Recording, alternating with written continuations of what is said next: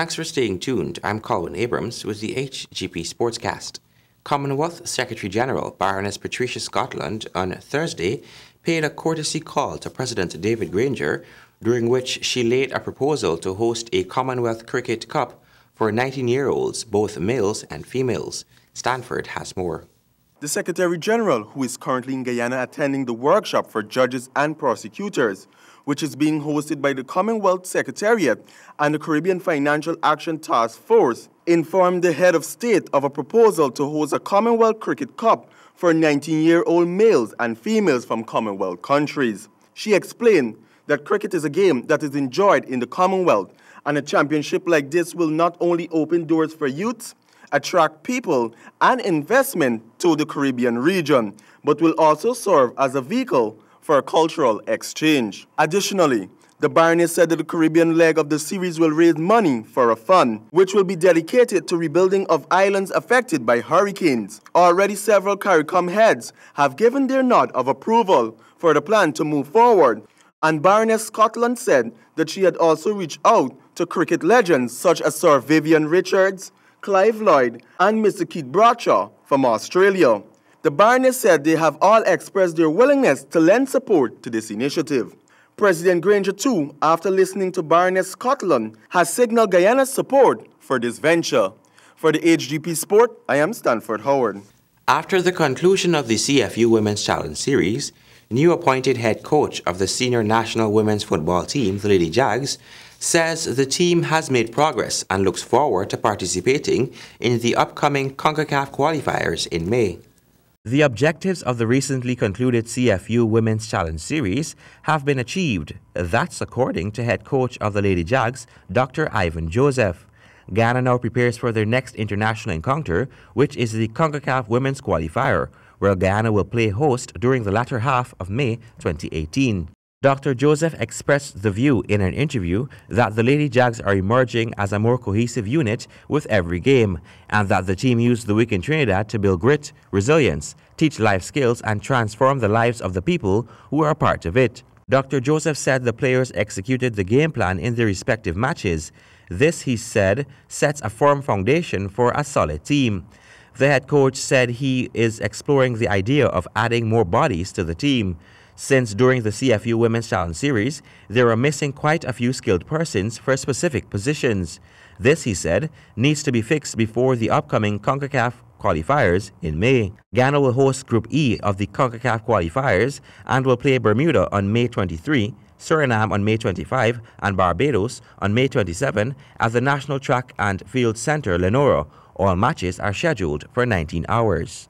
The Ghana Cricket Board appointed Mr. Stephen Lewis as the new cricket ombudsman at an extraordinary general meeting on May 3.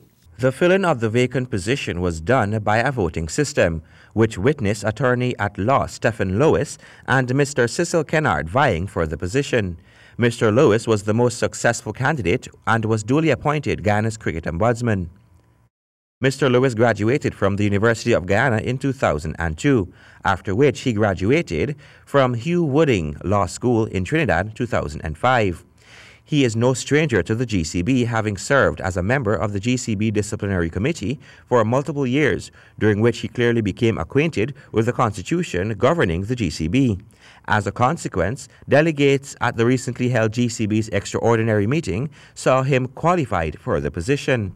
Mr. Lewis is expected to fulfill his duties using his knowledge and proficiency in law and legal operations of the GCB. He will be tasked with conducting the verification of cricket clubs across Guyana and to ensure that elections are properly constituted. He will also act as the returning officer where deemed necessary. In addition, Mr. Lewis was recognized for his previous designation as president and vice president of the Everest Cricket Club. This appointment was made necessary due to a vacancy which existed since Dr. Winston McGowan's resignation from the said position. The appointment of the ombudsman is being viewed as another indication of the GCB's efforts to professionally administer cricket across Guyana. It is expected to win the favor of all cricket stakeholders.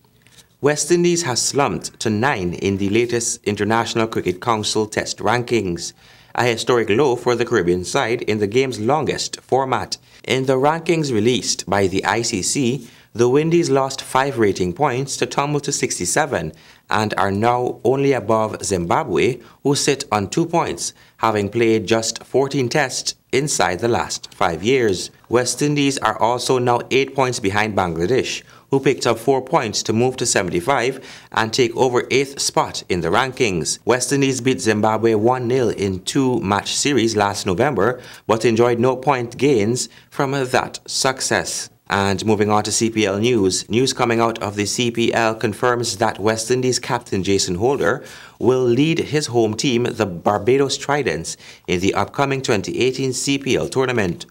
Holder missed last season's tournament as he was playing cricket for the Windies in England. Speaking about his appointment as captain for the Tridents, Holder said he is delighted to be back in the Hero CPL for this season and looks forward to making Barbados proud in 2018. He said his team has a healthy contingent of local players this year and they are ready to make this a winning year. And finally, the Mumbai Indians defeated Kings 11 Punjab with 1 over to spare on Friday to keep their hopes alive in the 2018 IPL. Stanford Howard brings the details. Mumbai Indians won the toss and elected to field first. The big-hitting Punjab opener Chris Gayle, who was one of the lowest-bought players in this year's edition of the IPL, produced another half-century, his 4th in 5 games, including 1 century. But his team was defeated. Punjab's misery start when out-of-form Yuvraj Singh joined Chris Gayle at the fall of Rahul's wicket in the 7th over. Punjab's batting faltered with a slow run rate as Gayle was playing safely while Yugrav's batting failed to click. Kings 11 Punjabs eventually amassed a decent score of 174 of their 20 overs. In the Mumbai Indians' reply, they struggled to get runs early in the innings, but brisk batting by captain Rohit Sharma and all-rounder Kunal Pandey after the 16th over sent a nail deep into the Punjab's coffin. For the HGP Sports, I am Stanford Howard. And that has brought us to the end of this edition of the HGP Sportscast. Before we go, here's a quick update. Join the celebrations for the 178th anniversary of the Village of Better for Wachting, which starts this weekend. Activities include a men's forum on Saturday at the BV Secondary School from 4 p.m. On Sunday, a church service at the Bethel Congregational Church. And also on Sunday, there will be cricket from 9 a.m. at the BV Community Center ground. Goodbye.